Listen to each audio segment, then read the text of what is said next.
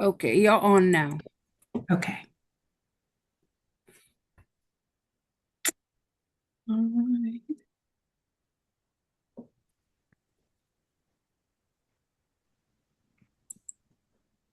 All right. Good morning, everyone. My name is Danielle Lawton, and today I'm going to be speaking to you about digital reputation for your most valuable asset in the AI, community. So the main goal is to build, protect, and leverage. And I'm going to go a little bit more about myself here shortly. This is what we'll be discussing today. They'll be pretty brief, but nevertheless, I'll have some Q&As for you so you can just plug it in the chat, your answers, and we can go from there. So I'm Danielle Lawton, and I served 23 years in the Air Force.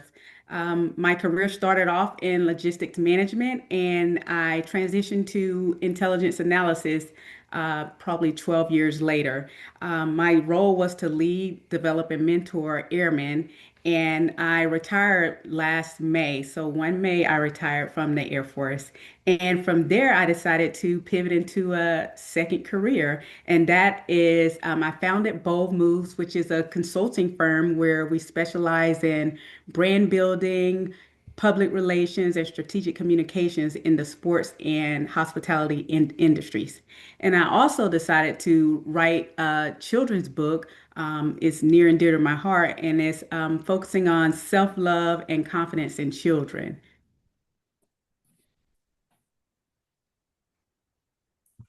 So, going into digital reputation, what is digital reputation?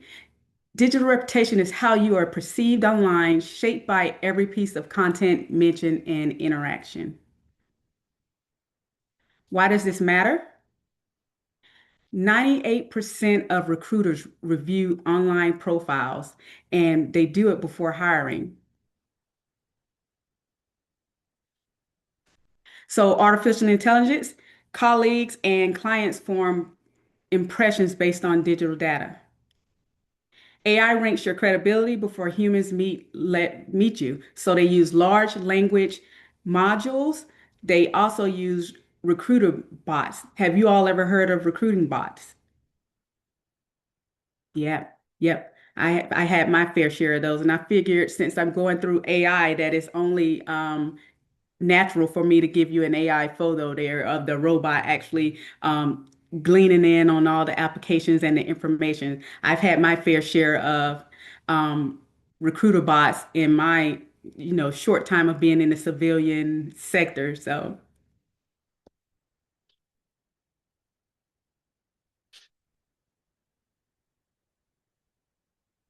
So are five components of digital reputation. So basically what this is saying is this is what is utilized to actually build your reputation, whether you are a business, you are someone that is looking to get hired. This is what people look at when they want to determine who you are without actually getting to know you in a sense, in a personal way. So they look at search engines, they Google you. So Google me, you Google you and see what is Danielle Lawton. Who is this person? Is there anything about her that we can find? And so that's where that publicly available information comes from, where if there's something positive, negative on you on the internet, that's the opportunity for someone to get that information. And so in a sense, they feel they know you before they meet you. Social media, your profiles, your posts. So if your profiles are not private, someone can go and look at your profiles to see, oh, you have family, or to see, oh, you're a part of this group and that group. Oh, you like this post. Maybe that means something, more than what I'm thinking. Maybe you're a part of this group. Content creation, your blogs, your videos, so that those things are scrutinized. Those things are looked at to see what types of things do they write about? What's their thought processes? Mentions and reviews. So businesses, reviews are definitely important, make or break. Some people, if they don't see 500 or so reviews, 200 reviews, it just depends on what the brand is. they'll click off of it. If they see one or two reviews, they may not be as interested. They may go with someone that has 1,000 reviews if they're wanting to provide and give their services to someone and pay their funds to be a part of, a group or go eat at a restaurant. So mentions and reviews is definitely very important. But it's also important to take heed to them. If you have a two review or if you have a not so positive testimonial, it's definitely a time to kind of self-reflect. So it's also beneficial to help you. It kind of communicates to you where you are in your service. Sometimes it may not be the case. It may just be someone that had a bad day, but that's still an opportunity for you to make right, to make that actual rating and review a little more in a positive light by responding positively, regardless of if it was just not a great review at all. You come in as a positive person to be able to say, okay, I'm going to mitigate this going any further. Because if I give them that same reaction, then it's just going to go back and forth. So, digital reputation, mentions and reviews. Going into professional associations, like I said, your networks and memberships, people actually do pay attention to those things and they kind of associate you or lump you in those actual groups. Search engine presence. So everything that appears when someone Googles you matters. Whether it's good, bad, indifferent, it matters. Outdated or negative info can hurt your credibility. If you have something from 1984 and it's 2016 and they're like, okay, this is outdated information. Why isn't this updated? So your credibility is kind of like, okay, I don't think I'll trust what this person has on their website because it's outdated. So that is a big part of, taking care of your reputation on the digital side of the house. Social media, consistent messaging across social media. If you have 5 different social media platforms to include like YouTube, Substack, all the different things that are out there, it's important to have consistent messaging because if you're saying one thing on YouTube but another thing on Facebook, it's not going to be very consistent, and that can leave someone open to interpretation that you're not being real or something's maybe not being as upfront of updated as it should be. So just make sure, we make sure everything is consistent as we go through our social media platforms. In the chat, who all has more than one platform, social media platform that they utilize for their services or for their businesses or just in general? Yeah, I have quite a few. Yep, 5. I see Heather says 5. Yep. Reginald, multiple, absolutely. We all do, right? So it's that very important for all of us to kind of go through, yep, and make sure that we are everything is in sync. So professional bios, making sure that they're updated. If the last thing in your bio says 2016 and we know we're in 2026, I'm sure a lot has happened within the last 10 years. So it's very important to make sure you keep those things updated as well. Positive engagement across platforms. So bickering, going back and forth, it doesn't serve you very well. People do it, yes, but when it comes for someone wanting to look at your business or a recruiter wanting to look into the type of person they perceived you as based off of what they see on social media, that can be a make or break or determination of whether you get that job or not, or whether you get that client or not. Content creation, producing valuable content, it establishes thought leadership and boosts your artificial intelligence visibility. So not only having your social media accounts, but doing something that is beneficial for the people on the other end of those, systems. So thought leadership. What is something that you specialize in that you could be of service to someone else? So giving them that information, putting it out there, and allowing people to actually interact or ask you questions about it. So that's definitely something great to kind of get conversations started. And it's okay if you only get one or two, likes.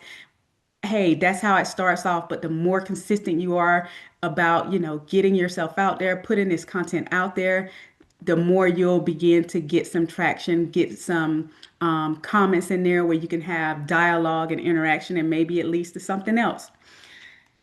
Consistency is the algorithm's best friend. So the more you come across those search engines, the more you come across those LinkedIn pages, the more, people are going to see you, the more visibility you get, and could lead to potential clients, or it could lead to a potential, opportunity. Natural language processing used to cluster topics. So if you have different topics and you speak on, let's say you speak on reputation management a lot, or you speak on branding a lot, so it actually puts the search engine puts you in clusters. And so if someone wants to Google confidence, okay, you talk a lot on confidence. You're going to show up. You'll more than likely show up. And so if you tailor your content in actual batches of I do reputation management, I do brand building, and I do confidence building. That's just an example of how you can go about putting your things in boxes so that you'll be able to kind of be seen for certain things, brand building, confidence. Modern AI models are trained on massive data sets. So, whatever you have, whatever niche you have out there, it's okay to share it because guess what? You may be the first one.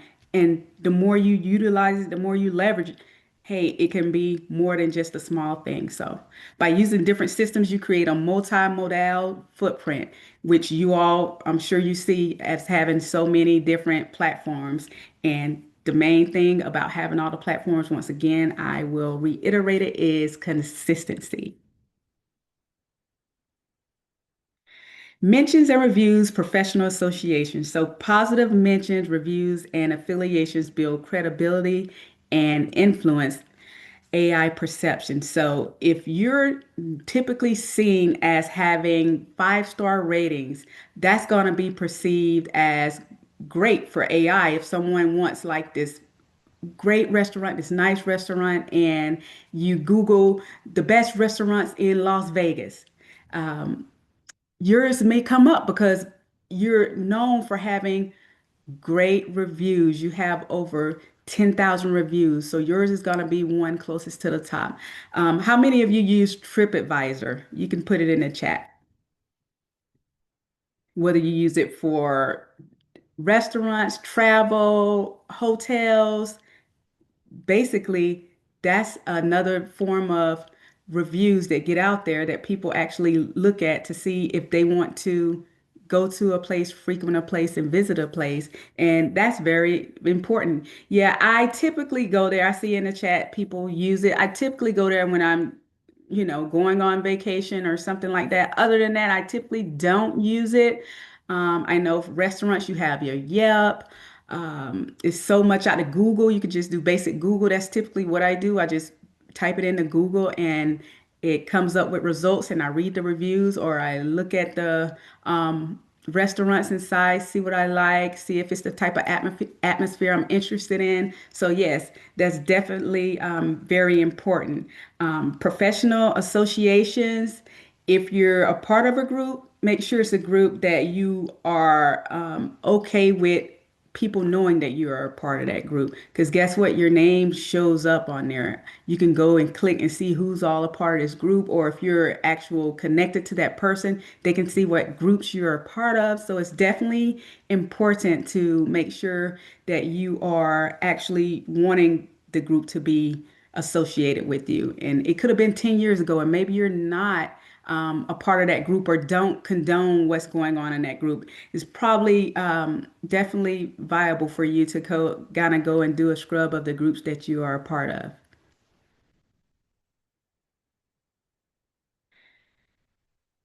And AI amplifies your presence. So positive content equals more visibility. And yes, it's not going to be right away, right? It's not going to happen overnight, but being consistent with it, you're going to continue to grow.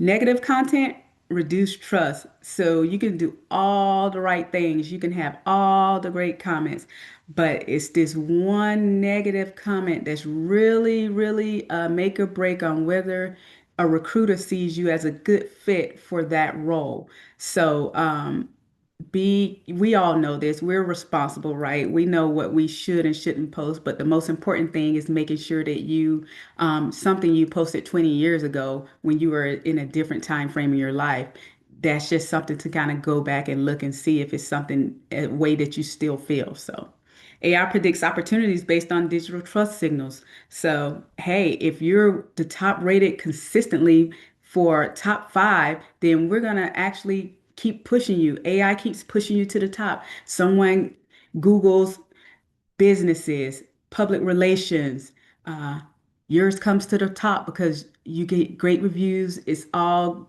great things about you. So AI is going to continue to reward you. So it's kind of like you get rewarded. Proactive reputation management versus reactive. In my line of work, we work for to have proactive reputation management. Reactive, you're playing catch up. Our job is to make sure that your reputation stays clean and your reputation stays at the forefront of what we do for you, a positive reputation. So we're going to make sure we're starting to do things and clean up things that may need cleaning up before they become an issue. Reactive, it's an issue. Now we have to play catch up and we have to get it done. So I don't know about you, but I would definitely prefer to be more proactive.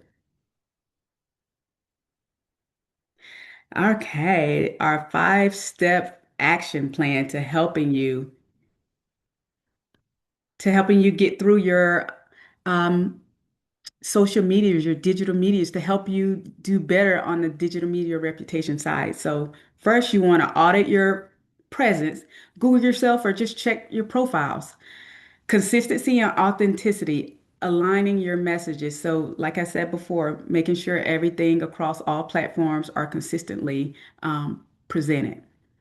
Create valuable content, share your insights and your expertise.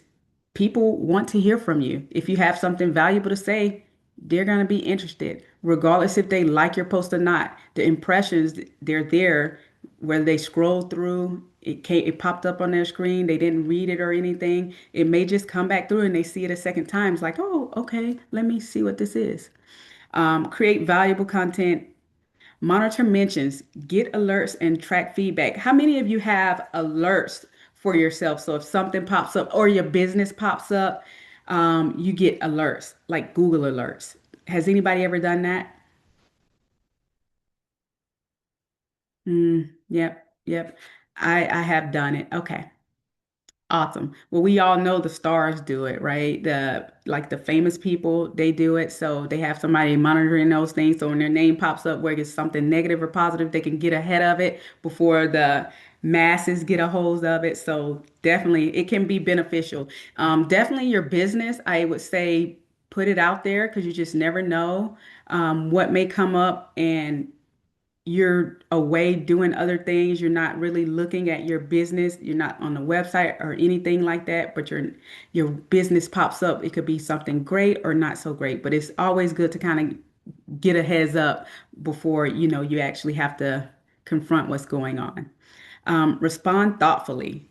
Like we all know, the keyboard warriors, they're out there, right? So it's definitely worth, taking a step back when you get those not so, great comments, or you have to reply to someone. So it's awesome. It's great to respond thoughtfully, or when you're commenting on other people's posts. So instead of just, oh, this is great, we could also go a little bit, we can elaborate, why is this great? So that actually helps. And that actually brings attention and draws attention to the comments. And maybe someone wants to follow you from seeing how thoughtful your commentary was in there. So that's actually another way that you can gain some eyes on your things that are going on in a digital space. And that's another way to build your reputation. Okay, so the challenge for you is to, when you get the opportunity later today, audit one profile today, one of your profiles, just one to start off with, right? And see if that is still in line with who you are as a person today, as a business today, as an employee today. Update one platform. And this is just baby steps, right? This is just something small just to see, because I will ensure that you all for attending today that you get a full checklist that you can actually go through to see how you're doing on the side of digital reputation.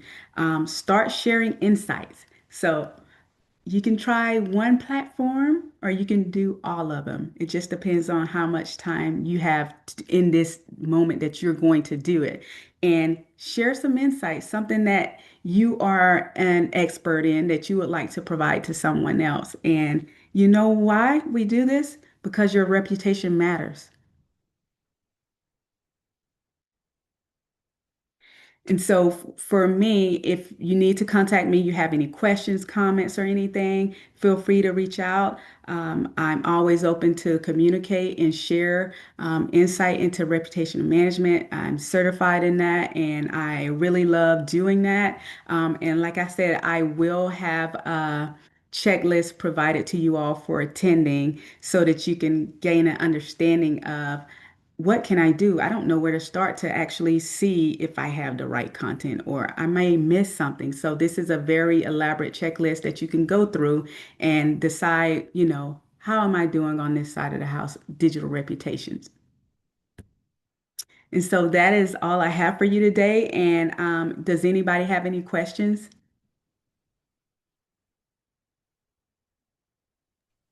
I have a question. Yes, ma'am. Would you recommend, like, if your profile is on public on Facebook, would you recommend changing that? Is it for your business or it's just something personal for you? Well, I have a personal page, but I also have a business page. Okay.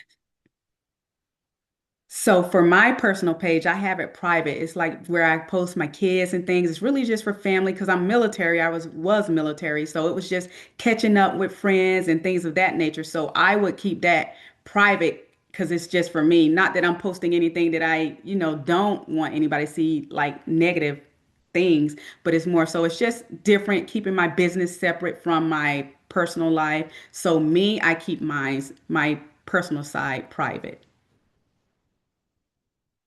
So it's just if you don't mind people looking at what you have on your personal page, whether you're posting your friends, families, the things you do, you go to the beach, do you want that to be on your considered as something publicly available for people to look at? So that's another way to think about it. And my understanding is that if you have a business page, the business page setting can be different than the personal setting. Yes. Yes. And thank you for your service. Thank you. And thank you for yours. Reginald? Yes, sir. Hi, Danielle. I do have at least one question. Okay. If someone's transitioning, as far as reputation management is concerned, in your opinion, what would be the top thing that they should be concerned with? Because I get this question a lot. I used to do executive recruitment, and of course, I Mhm. am more in the veteran advocacy space now. Just want to get your thoughts on this.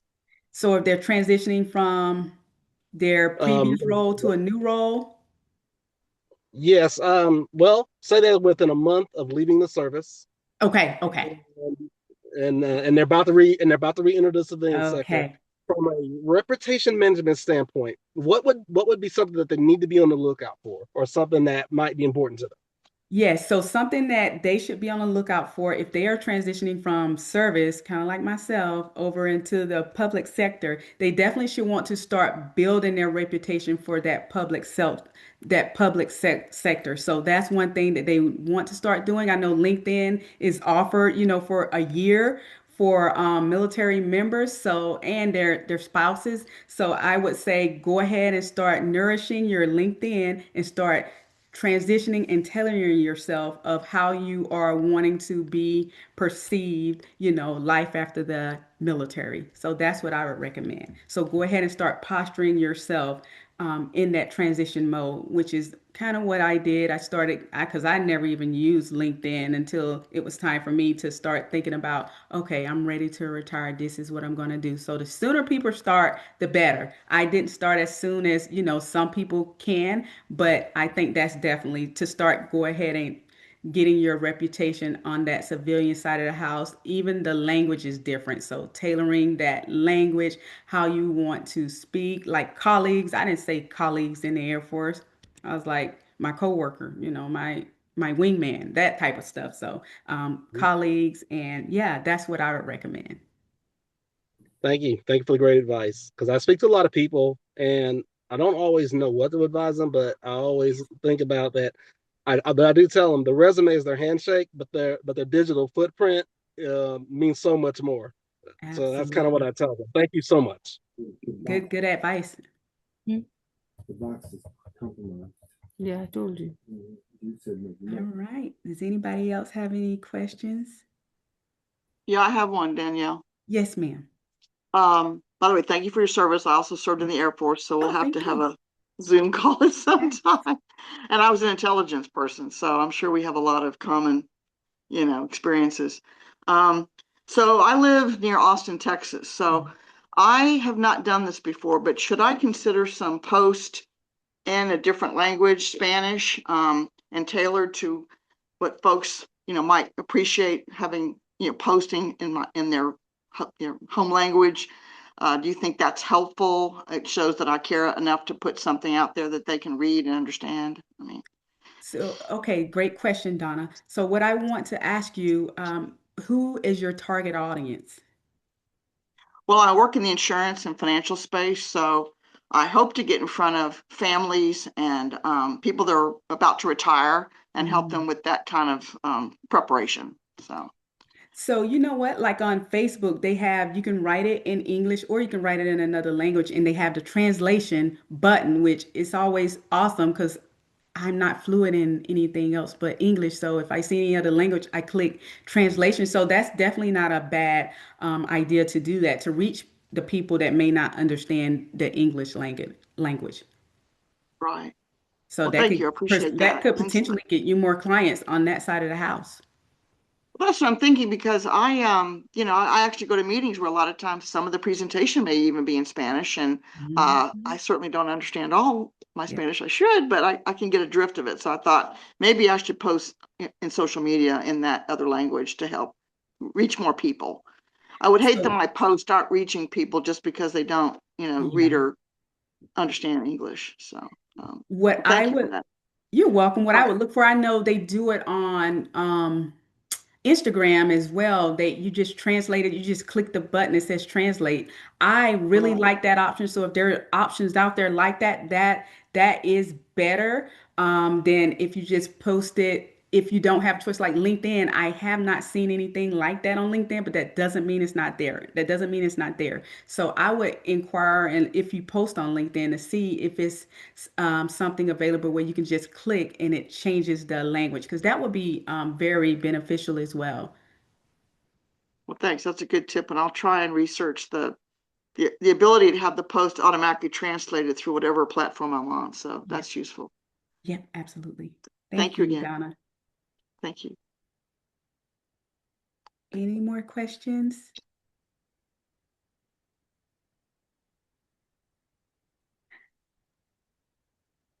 I don't know about everybody else, but I've learned a great deal from this afternoon. Thank you, Danielle, for sharing this wonderful presentation and providing a wealth of information that we all can use and we can take back to our companies, our businesses, and our organizations. So Absolutely.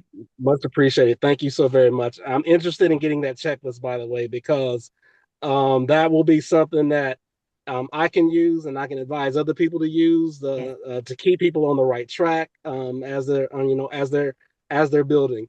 Yes. It's better, as you stated in your presentation, it's better to be proactive in your digital footprint as opposed to having to be reactive. Absolutely. So you touched on a lot of great things when it comes to this, and I really hope, and well, I'm very confident this is stuff that I know people will use, and we thank you for being on here. Does anyone else have any more questions for Danielle? Anyone? I think he was fantastic. Absolutely fantastic.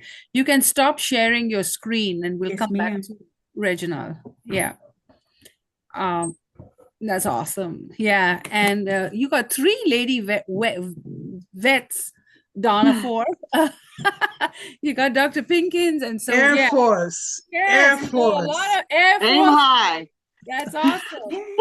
You know, because to find women and Air Force and veterans is a big deal. The Army is good too. So I just want to shout out to Sergeant. But it's not often that I get three lady vets on the same Zoom. So thank you for joining us. Thank Okay, you. over to you. To our Awesome. back to our moderator. Okay. Thank you so much. Thank And you so much, Rita, Elizabeth. you're doing a great job too. Thank you. Oh, thank you so much. Trust me, I have family in all branches of service, so I guarantee you, I have the utmost respect for every branch in the military, and I thank all of you for what you do, your individual contributions, and what it has meant to this nation and what it means to your communities. So, grateful for that. So my brothers and sisters in arms, no matter what branch it may be, is great to serve this journey with you as a veteran on this side and helping communities as well.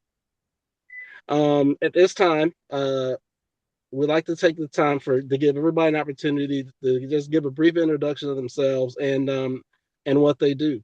So feel free to go first. You've heard from me. You've heard from Danielle. We can everybody else in the group. They're welcome to go next. I think we let Donna go first because everyone else Sure. has spoken, and then we'll come back and Okay. maybe do a breakout room or something interesting. Okay, here we go. Awesome. So Yeah. Donna, Awesome. if Great you job, can Danielle.